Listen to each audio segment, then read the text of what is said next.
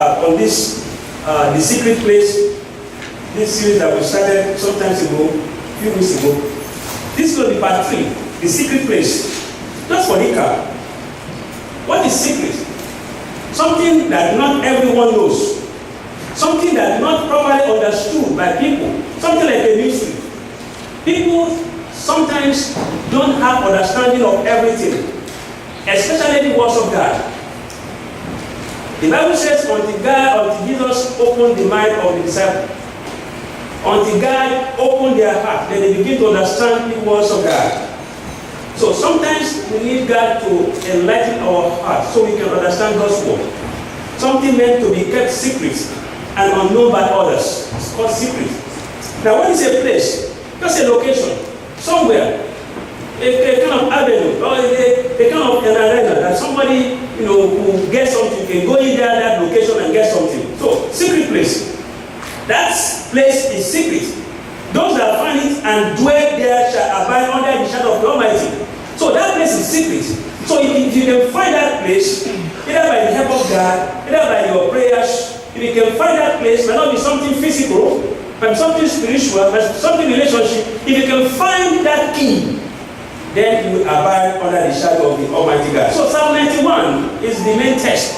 Psalm 91 is a psalm of God's goodness and His power.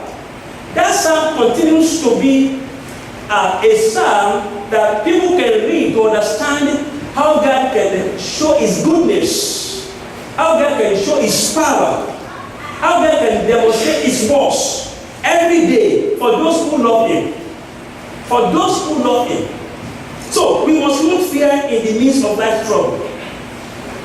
We must not fear in the midst of life trouble. This Psalm 91 is a constant reminder about who God is and what He provides for His own people.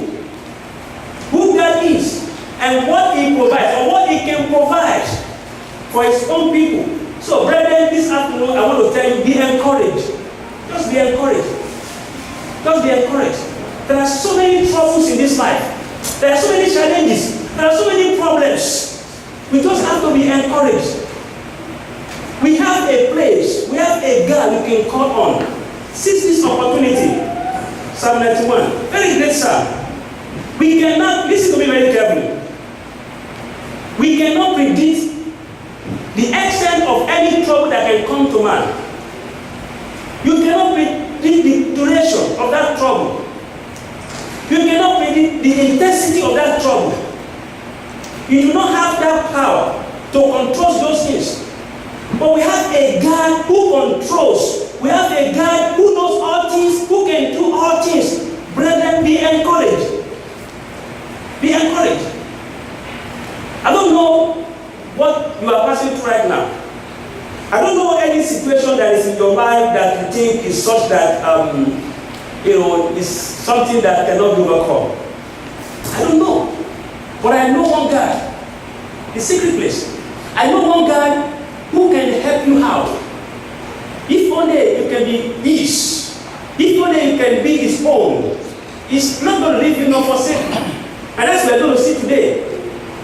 Some promises of God are conditional, and some are unconditional. God's covenants sometimes are for some people, and it may not be for some people. We will try as much as possible to see this afternoon. So when God is with us, when we draw close to Him, no life trouble, conflict, predicament can defeat us. When you draw closer to God, there is no life trouble, no life predicament, no affliction can defeat you, honestly speaking. But you just have to key into this secret place. Christians have no reason to fear or any ground to feel rejected.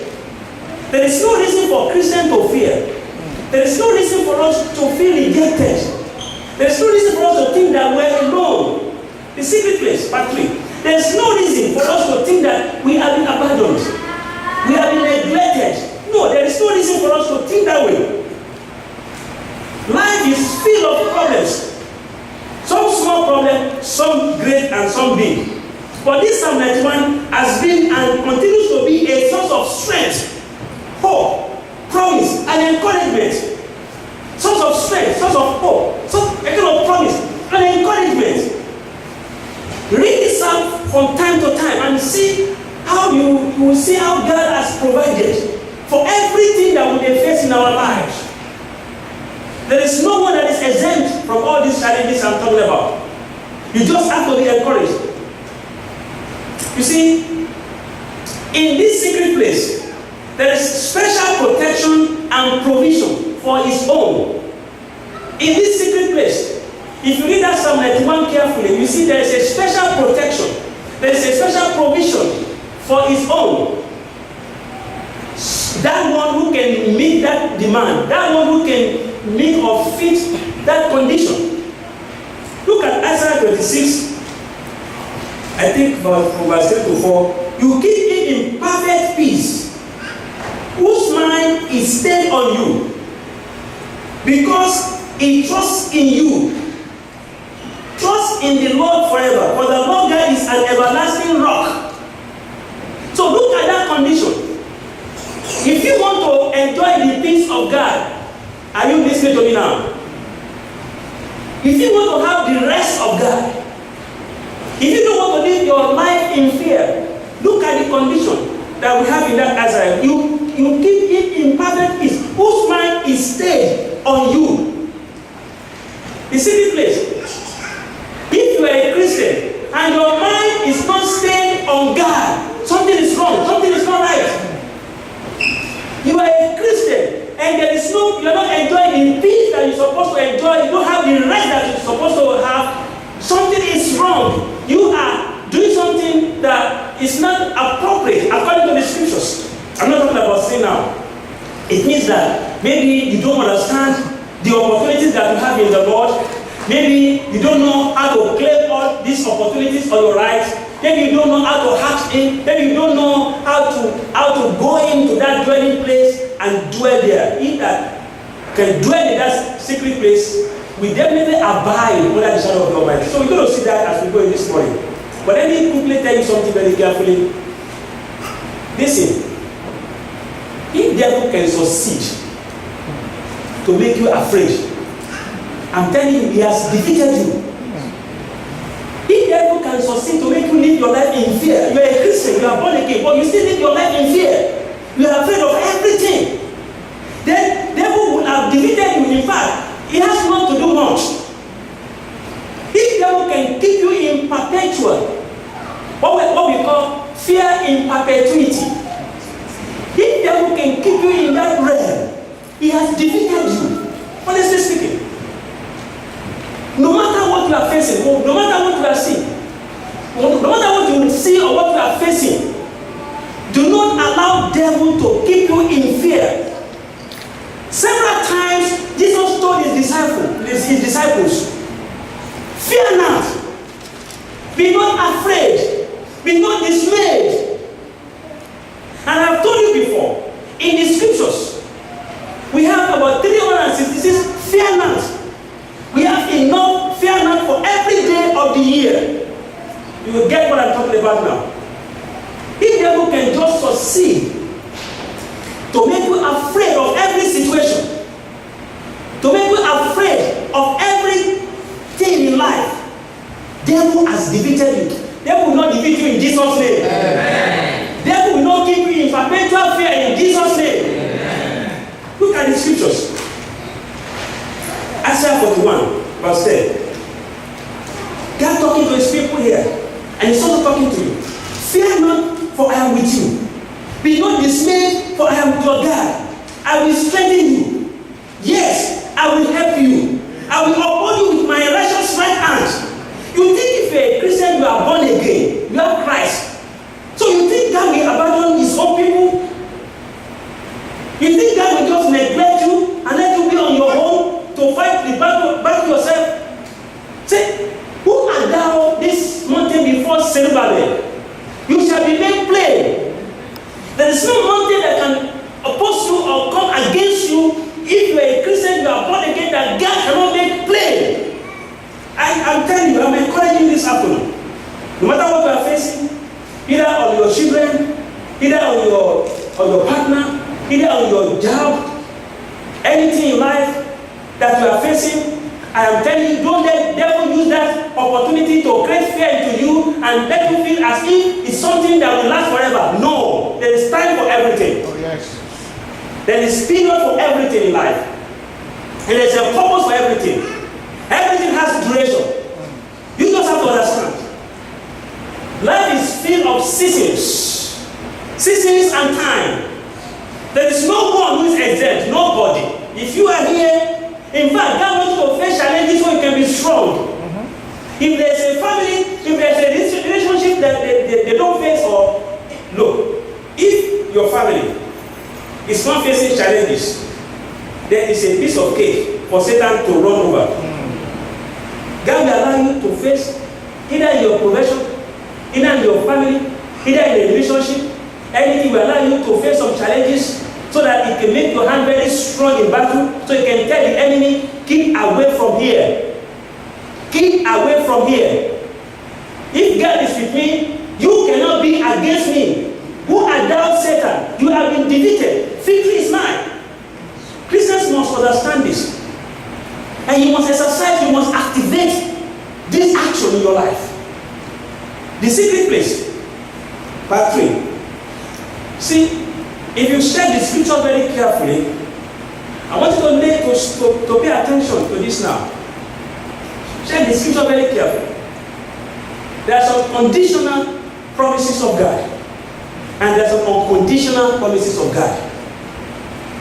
There are some covenants that will come with conditions, and there are some covenants that will not come with any condition. A very good example of covenant without condition was the one God had with Abraham. And that was why, you see, the Israelites, as much as they rubble, they triple, they fall, God decided to keep that covenant because it's not about them. It's about himself. Because there's no condition attached to that covenant. Are you with me? Yes, sir. Look at this one now. Romans chapter 8 verse 1. It says, therefore, there is now no condemnation for those who are in Christ Jesus. Look at that condition.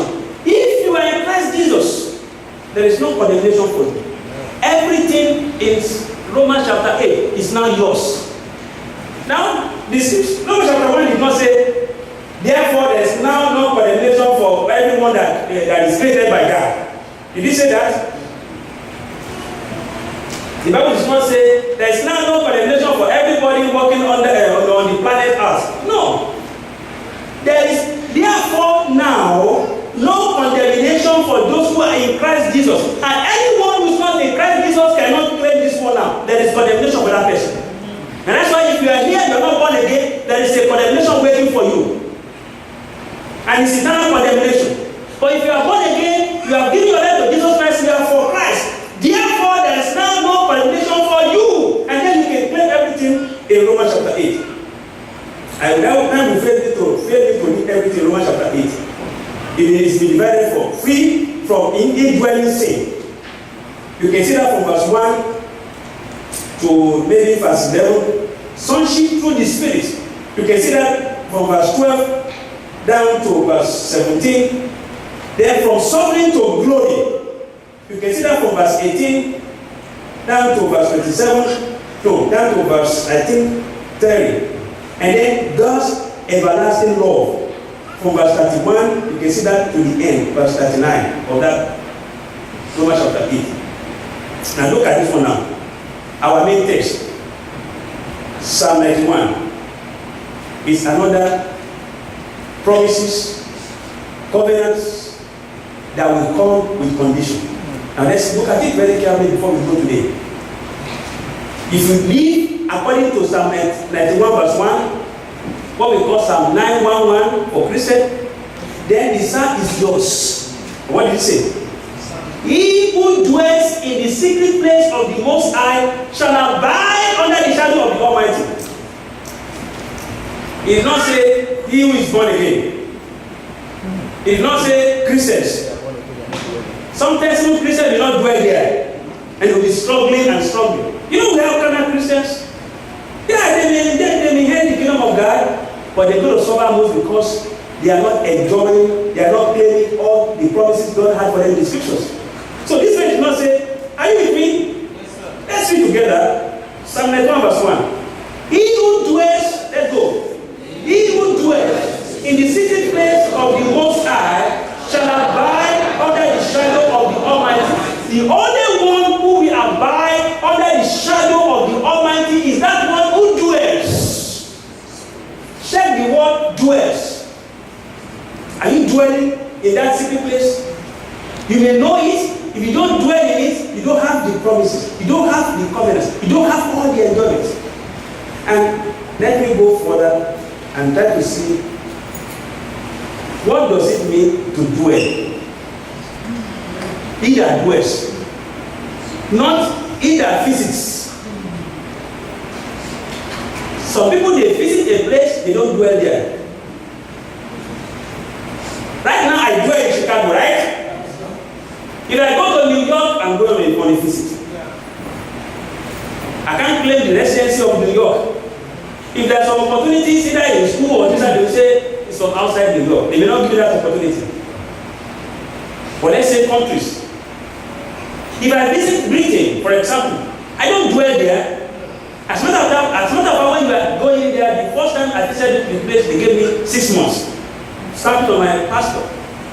I look at the immigration officer, 6 months, I will lose my job. I'm doing what? I'm visiting. At most, 1 week, I'm back to where I dwell. So, imagine if you are just visiting the secret place. You are not dwelling there. You cannot abide under the shadow of the Almighty. You can't dwell there. You can't be there. You don't just have to stay. You can't abide there. You can't live there. You can't stay permanent there. You are a permanent resident in the secret place. That is where you can abide under the shadow of the Almighty. So, can you see the meaning of the word dwell? Dwelling, you are a resident there. You are not visiting. You are not just there for a moment. That is where you live. Every other place you go, you are in that place as a visitor. Are you a visitor in Christ? Are you a visitor in God? If you are here today, you are not giving your life to Jesus Christ, you are a visitor. But if you are his own, you are giving your life to him, you have accepted him as personal Lord and Savior, you have laid down your sin on the altar, and you have said, God, take over my life. And then he has taken over your life. You are special. And then, if you cannot dwell in that secret place, you will definitely abide under the shadow of the Almighty God. Tell with me, John chapter 15, verse 4. John 15, verse 4. Abide in me, and I in you. As the branch cannot bear fruit of itself, unless it abides in the vine, neither can you unless you abide in me. So there is no one who will tell me, oh, I dwell in the secret of the Most High, or I will abide under the shadow of the Almighty. If it's not dwelling, and if it's dwelling there and it's abiding there, definitely you will enjoy all the benefits attached to that. So, any branch that is attached to the tree, we enjoy every nutrient coming from that tree. From the tap root, we will enjoy, we solve every opportunity. If that branch abides in the tree, abide in me and I in you, as the branch cannot bear fruit of itself, there is no one who can survive. If you are of God, you cannot survive except you abide in God. You cannot survive, you cannot bear fruit except you abide in God. And then devil can do you no harm. And then devil cannot make you afraid. If you dwell there, how will he make you afraid? Because he will provide for you, he will protect you. He that dwells in the secret place of the Most High shall abide under the shadow of the Almighty. The shadow of the Almighty, who can come close? He will protect you, he will shield you, he will cover you with his hands, and devil can do you no harm. The secret place is an hiding place to cover, to hide secretly. God himself is our hiding place. When we talk of hiding place, he that dwells in the secret place of the Most High shall abide under the shadow of the Almighty. You see, If we are talking of hiding place, where you can hide us, where you can keep us, where we can be kept without anyone coming close to do any harm to us. That word, hiding place, God himself is the hiding place. So we are secure if we are in him. And as Christians, we can go around, we can walk around, you can see Christian in a bus, you can see Christian in a train. It's a special person. People can look at him as just ordinary woman. This is just a woman. And this is just a man on the streets. Or it's just a boy, it's just a child on the street. No! If you're a Christian, you are special. You can be among people, but you are special. Because you are hiding under the shadow of the Almighty. You are abiding under the shadow of the Almighty. You resident under the shadow of the Almighty. You have the capacity to contain God. Because you are the temple of God. God dwells in you. You move around with his power. You move around with his protection. You should be confident. You should not be afraid. So if you're a Christian, you're afraid, something is not right. Amen. Something is not working right. Psalm 32 verse 7. Psalm 32 verse 7. How are you doing this afternoon? See, it's as if I should just pour out my heart. Everything that is in my mind into your mind. For you to know who you are. And you are so special. You are wonderfully and marvelously created by God. You are my hiding place. You shall preserve me from trouble. You shall surround me with songs of deliverance. You are my hiding place. God is your hiding place. He is the hiding place of your children. He will protect them. He will keep them. Don't let us be afraid. Don't let us fear the enemies. If you're a Christian, don't fear. See, it is the tool, is one of number one tool of Satan, is fear. That is the first thing he will create in you. If the devil does not want you to enjoy a food, he will put fear in you. Say, this food, take it to that. Maybe this food is not good. So after you have that fear, it's hard for you to eat that food. Even when you are eating that food because you are so hungry. You are eating for survival. You are not eating for pleasure. Amen. There's difference in eating for survival and in eating in pleasure. You crack the bone. You change your position. You look around. You pick it again. Roll it up. You crack it. But when you are eating just to survive, just to get energy to do it, there's difference. There's big difference in that. Don't let the devil make you afraid. Life is filled with troubles. There is no one who is exempt from challenges in this life. You think you are the only one? Ask somebody around you. Let somebody tell you their own story. You will have time to come and dance the dance of praise before the living God. You are in a safe hand. You are my hiding place. You shall preserve me from trouble. You shall surround me with songs of deliverance. Can you say that to yourself? You are my hiding place. You shall preserve me from trouble. You shall surround me with songs of deliverance. Songs of deliverance from every trouble in life, from every pain, from every disease, from every sickness, from all those unwanted, something unexpected cases in life. He will help you. He will see you through. He's a good God. Do not be afraid. What can enemy do to you? Do not be afraid. Those of you that are pregnant, the day of delivery shall be the day of God. Amen. Those of you that are looking forward to get married, don't be afraid. Marriage is sweet. Don't be afraid. Go in. Amen. Do something. Do what? Go in. Those of you that may be afraid, maybe to do one thing or the other, do not worry. The Lord will help you.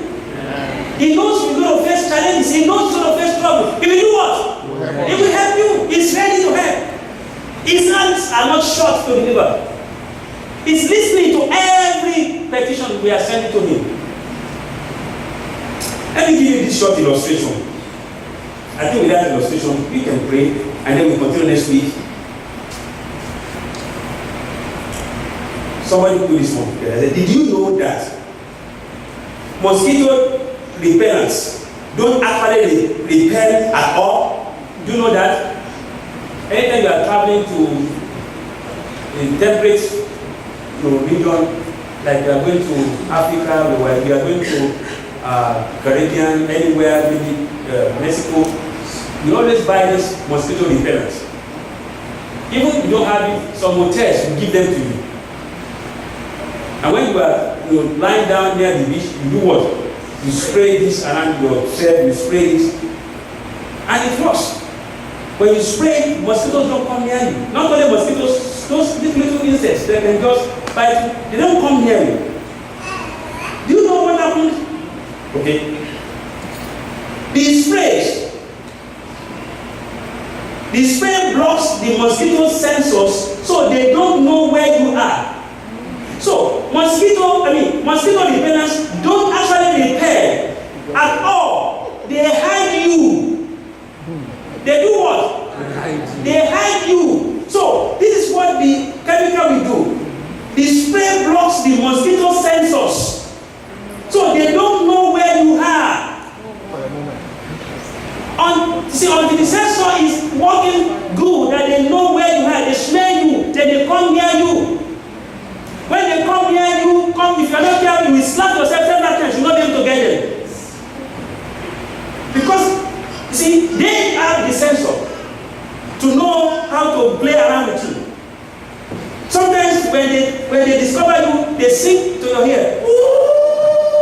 To know if it is ready for them to go in and suck your blood very well.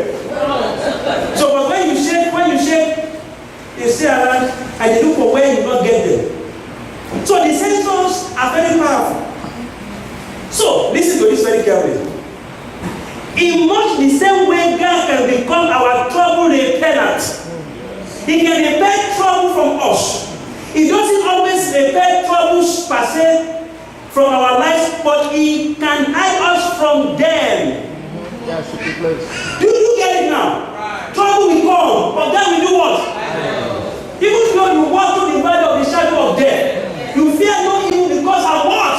I'm with you to hide you. See, sometimes Christians they think they are not going to face troubles. Some Christians they think they are not going to be hungry, they are not going to have headache, they are not going to feel pain. See, some Christians we are making mistakes. This is a funny world. You're going to face betrayal. Somebody is going to betray you. Somebody is going to deceive you. Somebody is going to rob you blind. Leaders can do what? Rob you blind. Your friend can rob you blind. You can fall into divers of temptations and tribulations because we're in a funny world. But then, God is the only one who can hide you so that you will come out of it uninjured. Praise the Lord. Hallelujah. It's our hiding place. He that dwells in the secret place of the Most High shall abide under the shadow of the Almighty. So the condition is to do what? To dwell. So if you don't dwell there, how will you abide under the shadow of the Almighty God? How will you abide if you don't dwell there? If you are just a visitor. Some people they look at God as somebody they can just visit when they have problem. And as soon as the problem is resolved, they say, God, you are so good. I will see you again when I get another problem. And you walk away. No. You just have to abide there. In sunshine, in rainfall, in time of plenty, in time of scarcity, you have to do what? Abide. You dwell there. You dwell in that secret place of the Most High. So you can abide under the shadow of the Almighty God. You can now say of the Lord is my strength, it's my refuge, it's my fortress, it's my hiding place, it's my everything. Can we rise? Father, we thank you this morning. Thank you this afternoon because you are our hiding place. We thank you, Lord, because you are our rock. Daddy, I commit your children to you this afternoon. Daddy, Lord, we pray that the key to continue to dwell in that your hiding place grant us the mighty name of Jesus. Amen. He that dwells in the secret place of the Most High shall abide under the shadow of the Almighty. Help us, oh Father, don't let us resist dwelling in that secret place, the mighty name of Jesus. Amen. Daddy, we come against every fear that enemy may create into our lives. We come against every tool, the most effective tools of Satan is fear. To break us down, to make us afraid of tomorrow, to make us afraid of future, to make us afraid of ourselves, to make us afraid of our family, to make us afraid of our country, to make us afraid of our working place. That we come against this tool and we pray, oh God, it shall have no impact on us in the mighty name of Jesus. Amen. Help us not to dwell in that secret place in the mighty name of Jesus. Amen. So that the devil shall do us no harm in the mighty name of Jesus. Amen. All your people here today, every challenge in their lives, Daddy, I pray as body were lifted at Calvary, Lord, lift everybody in this place today in Jesus' name. Thank you, blessed Messiah. Glory be